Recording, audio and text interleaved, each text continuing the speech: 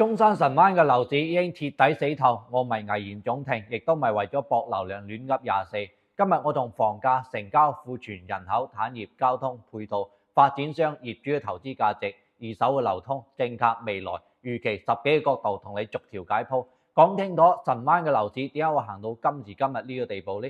點解話神灣樓市已經冇得救呢？點解話佢依家買神灣啲人呢，全部都係準備接最後一棒呢？我講嘅全部都係實話啊，全零都係冇廢話嘅，全部都係乾貨同埋真相。OK， 歡迎翻嚟早晨嘅 channel 啊，都係老規矩啦，未點訂閱嘅朋友呢，幫我點翻個訂閱先。你哋嘅支持呢係我更新影片嘅動力嚟嘅，非常之感謝咁多位啊！廢話唔多講啦，首先講到反映神灣樓市最直觀嘅呢就係房價啦。神灣嘅房價呢已經跌到阿媽都唔認得噶啦。你而家打開任何一個平台啊，神灣啲二手房4000幾蚊、5000幾蚊一個方，全部都係比比皆是。咁部分啲樓盤呢，甚至係跌到4300、4500一個方，同埋高峰期對比嘅話呢，腰斬都唔止啊！當年好多樓盤開盤嘅時候賣到幾錢啊？賣到9000幾、1萬、11000，依家直接腰斬再打折，業主真係蝕到入肉啊！想賣都賣唔得，想走都走唔到。咁新房嘅標價都賣緊8000幾蚊，全部都係死撐嘅啫，全部啲虛價嚟嘅。實際嘅成交呢都係6000幾蚊、5000幾蚊，仲要送首期、送裝修、送車位同埋分期免息，各種咁樣嘅賣法，擺明呢就聽庫存割肉走啦。最恐怖嘅係房價呢跌都未止啊，仲要一路咁樣陰跌，每個月呢都創新低，冇承接、冇托底、冇反彈。你話樓市未死，點樣先叫做死呢？房價呢已經跌穿成本線㗎啦，開發商冇錢賺，業主冇錢賺，中介呢亦都冇成交，成條鏈呢基本上係全面癱瘓嘅。呢個呢就係神灣最真實嘅現狀啦。第二個角度嘅話呢，就成交量死絕啦，咁市場呢真係徹底冰封嘅。中山其他鎮區呢就算淡住有基本盤，神灣呢係直接個位數，幾十套攤住場面，一個月賣唔到幾十套，仲要大部分都係低首付、零首付通出嚟嘅數據。真實嘅自住客呢真係少之又少，成個神灣咁多樓盤，好似遠洋繁花里啊、龍光嘅九如山啊、時代灣嘅北岸啊、雅居樂嘅星月啊，同埋德雅灣啊、雙城南岸啊，加埋一堆嘅尾盤同埋啲爛尾樓，成日都賣唔清。你去現場睇一睇，售樓部呢真係仲靜過祠堂啊，銷售呢仲多過啲客，中介大客呢都唔願意帶神灣，因為帶過去嘅話呢，基本上都係唔會買嘅，買咗呢都要逃噶啦。咁二手呢就更加慘啦，掛牌量呢一路飆升，成交量呢真係少得可憐，一套房嘅話掛成年半都冇人問津，降20萬、30萬都冇人要，徹底失去咗流動性。一個樓市冇成交呢，就等於人冇心跳，冇心跳呢就即係死咗啦。呢個道理呢就好簡單嘅。第三個角度嘅話呢就庫存炸煲啦。去化周期呢以10年嚟計，神灣呢笪地方呢本身就細，人口呢又少，但係當年嘅話瘋狂咁樣供地，瘋狂咁樣起樓，開發商一窩蜂咁樣通入去，以為靠啲港澳客啊、靠啲養老客啊、靠啲低價呢就可以賣爆，結果呢全部都係翻車。依家神灣啲存量房啊，同埋啲尾盤啊，咪代售加埋啲爛尾，庫存真係高到恐怖啊！去化周期超過10年以上，屬於中山最危險嘅梯隊嚟㗎。咩意思啊？就算依家停止起樓，憑神灣呢啲咁嘅購買力啊，都要賣10年先賣得晒。供應呢真係嚴重過剩，需求完全跟唔上，供過於求到極致，房價點可能升呢？只有一路跌，跌到有人接為止。但係依家嘅話跌到4000幾蚊都冇人接，你話樓市死未？庫存壓到開發商呢都唞唔到氣，壓到啲銀行啲風險呢變成高企啊，壓到啲業主呢真係坐晒監，成個鎮啲樓市呢基本上係俾啲庫存拖死咗嘅，完全係冇翻身嘅機會嘅。第四個角度嘅話呢，就人口徹底咁樣冧咗啦，冇人呢就冇樓市。神灣常住人口先3萬幾人，戶籍人口呢得個2萬幾，全中山呢基本上排倒數啦，同埋火炬啊、退坑啊、坦洲啊、三鄉呢完全係冇得比嘅。樓市最核心嘅呢就係人啦，有人先有需求，有需求先會成交，有成交先有價錢。神灣嘅人口少，外流多，啲後生仔呢全部基本上去晒啲中山嘅城區啊，比如珠海啊、深圳啊同埋廣州啊呢啲嘅話，留低全部都係啲老人同埋啲本地村民，根本消化唔到咁多樓盤。當年推到港澳客養老啊，真係推到天花龍鳳。實挺港澳客買完第一批之後呢，發現啲配套差、流通性差、升值差，早就收手唔買啦。咁最後一棒呢，全部都係留俾啲內地嘅投資客同埋剛需，冇人口嘅支撐呢，所有嘅利好呢都係空中樓閣嚟嘅啫，所有嘅規劃呢都係畫餅啊！樓市靠咩撐住啊？靠推啊！冇人嘅話呢，就注定會死㗎啦。第五個角度嘅話呢，就係產業空心化啦，完全撐唔起樓市。神灣有咩產業啊？船艇、菠蘿、小腸同埋加工糖，規模小、稅收少、就業崗位少、工資低、高端嘅產業大企業，總經濟部啊、科創園啊呢啲一概都係冇嘅。同埋大灣區其他啲強鎮呢，完全係唔同一個等級嘅。產業弱呢就留唔住人，留唔住人嘅話呢就冇購買力，冇購買力嘅話呢樓盤就賣唔喐。政府呢年年都話咩招商引資啊，又話咩搞水經濟啊、搞文旅啊、搞咩產業園啊，講就講得好聽，實挺落地嘅話真係非常之少嘅，全部都係啲細項目咧，即係杯水車薪，救唔到樓市嘅。一個鎮區嘅話冇啲強嘅產業，就等於冇造血嘅能力。樓市就係無源之水、無本之木，遲早呢都會乾嘅啫。神灣呢就典型嘅產業空心化，靠炒作概念呢起一波，熱潮一退呢就即刻打回原形啦，直接死火啦。第六個角度話呢，交通推得勁，實挺全部都係雞肋。當年嘅話，神灣推到西部沿海啊，咩西環高速啊，同埋古神公路啊，去珠海半個鐘頭，去澳門一個鐘頭，去深圳個半鐘，好似推到大灣區啲核心咁樣。實際嘅話呢，有高速又如何呢？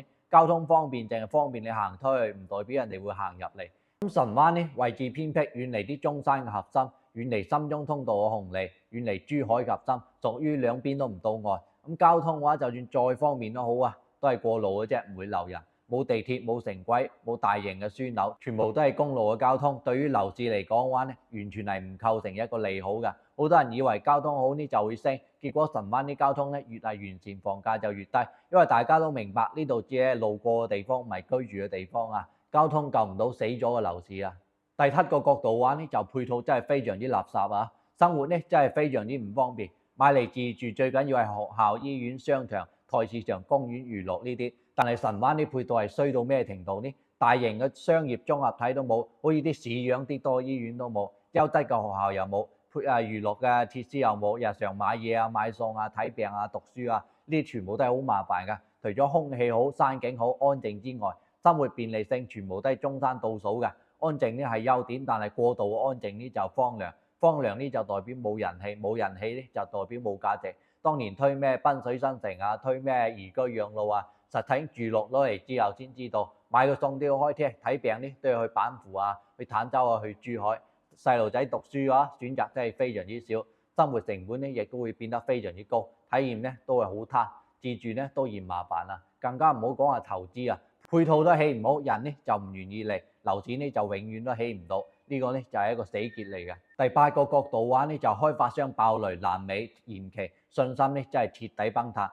咁神灣呢唔少樓盤呢出現過問題嘅，好似延期交樓啊、減配啊、質量差啊、同埋停工啊、爛尾風險啊，呢啲真係比比皆是嘅。前幾年啲房企爆雷潮啊，神灣好多啲細埃嘅開發商呢資金鏈斷裂，樓盤停工，業主呢不斷咁樣維權，就算依家話補交樓都好，都係勉強完工嘅啫，質量呢都會大打折扣，啲綠化又減配，啲裝修又減配，啲公共區域呢又減配，業主呢收樓都想哭。最恐怖嘅係呢，開發商全部都驚咗神灣，依家呢冇新嘅開發商過嚟神灣呢邊攞地，冇新血嘅進入，舊盤呢全部都係喺度清緊庫存嘅啫，成個市場呢都係死氣沉沉㗎。啲買家聽到神灣嘅話呢，第一反應呢就爛尾跌價難賣，信心冇咗，樓市呢徹底死咗。信心呢樣嘢呢一旦碎咗，真係10年都救唔翻啦。第九個角度嘅話呢，就業主深度套路啦，割肉都冇人要。我接觸過好多神灣嘅業主啊，2019年、2020年、21年高位買入嘅，總價80萬、90萬、100萬，依家市場價50萬、60萬，追到事情3成4成都係啲家常便飯嚟嘅啫，仲要加埋啲利息啊、稅費啊、裝修啊，真係至到血肉模糊。想賣嘅話呢，降價都冇客，中介呢都唔推，因為推咗都成交唔到。想租嘅話呢，租金低到可憐，1000幾蚊、2000幾蚊，租呢抵唔到供嘅，空置率呢亦都係超高。想自住嘅話，配套又差，位置又偏，生活好唔方便。想等升值嘅話呢，10年都可能翻唔到高位。業主呢基本上買落嚟呢就全部俾套死咗㗎啦，走呢又走唔到，留呢又留得難受，成百萬嘅身家呢變成一個死鐵。呢個就係神灣樓市最慘烈嘅真相。二手市場全面癱瘓，淨係賣唔買，淨係跌唔升，業主呢集體陣亡，樓市唔係叫死係叫咩啊？咁第10個角度話呢，就投資價值徹底歸零啦，完全冇賺錢嘅效應嘅。買房投資睇嘅升值，睇嘅流通，睇嘅租金，睇嘅接盤俠。咁神灣啲4點嘅話都冇嘅，升值一路咁樣陰跌，流通賣唔出，租金呢就抵唔到供，接盤俠呢完全係絕跡嘅。當年通入去啲投資客嘅話，以為低價呢就有潛力。結果低價有低價道理，平嘢呢係冇好貨嘅，好貨呢亦都唔會平。神灣就典型嘅價值陷阱，表面呢就好平，實體買咗呢就要妥交，妥得越深呢，最後變成一不動產，喐都喐唔到。大灣區有大把產業，有人口，有交通，有配套嘅地方，邊個會傻到去投資神灣啊？資金全部都係用腳投票撤離神灣，冇資金嘅流入，樓市呢就等於一潭死水，發透發爛。第11個角度話呢就政策救唔到啦，神灣呢徹底被邊緣化。中山依家所有啲資源啊、啲政策啊、啲紅利啊，全部都係拼斜晒去退坑啊、火炬啊同埋旗江新城嘅城區呢一帶嘅。咁神灣呢係屬於被遺忘咗嘅角落啦，冇政策嘅加持，冇資金嘅投入，冇重點嘅規劃，就算全市出政策去救市，咩降利率啊、降首付啊、補契稅啊，神灣呢依然係紋絲不動嘅。因為基本面嘅話呢太差啦，政策只係一個強心針，救唔到啲死人。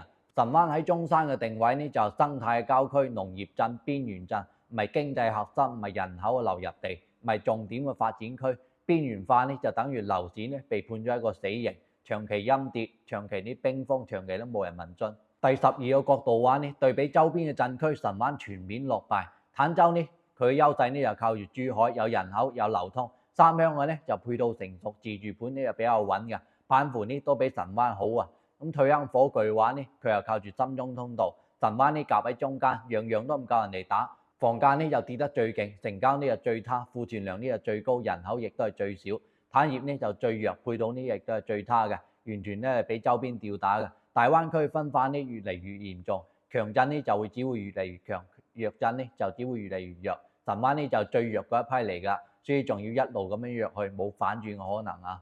第13個角度話呢就未來嘅預期全面悲觀，冇任何翻身嘅可能。短期1到2年嘅話，庫存清唔完，房價呢只會繼續跌啫。中期嘅話3到5年人口唔增長嘅話，產業起唔到身，配套上唔到嚟。長期嘅話10年8年都係維持現象，陰跌到底。神灣呢係唔會有奇蹟嘅，亦都唔會突然間咁爆起嘅，唔會話有啲咩大項目咁樣嘅救市。所有嘅規劃呢都係慢節奏、小打小鬧，改變唔到基本面嘅。樓市一旦進入咗一個下跌嘅通道呢，一旦失去流通性呢，一旦冇人接盤呢，就一路咁樣跌㗎，跌到完全冇泡沫，跌到純粹係自住啲垃圾盤嚟嘅，投資屬性呢真係徹底消失嘅。我總結一句啦，神灣嘅樓市呢已經係死咗啦，而且已經係死透死絕冇得救，同房價、成交、庫存、人口、產業、交通配套、開發商、業主、投資、政策、未來對比，每一個角度呢都證明神灣嘅樓市係全面崩盤嘅。我講呢啲嘅話呢，唔係想嚇你，而係依家想買房嘅，準備買神灣嘅，仲猶豫緊嘅話呢，我勸你真係醒下啦！神灣呢只適合一種人，本地人呢即係手頭上比較錢少嘅，絕對呢諗住長期住㗎啦，唔賣㗎啦。咁對配套呢亦都係冇要求嘅。除此之外，啲投資啊、剛需啊、港澳翻嚟養老啊、外地嘅買家，全部都係送死嘅啫。神灣嘅樓市早已落幕啊，低價啲只係陷阱啊，流通呢都係噩夢嚟嘅，升值只不過係幻想啊。爛尾呢係風險，係套路，係結局。今期嘅節目呢就到呢度啦，再次感謝睇到呢度嘅朋友啊，我哋下期再傾啦。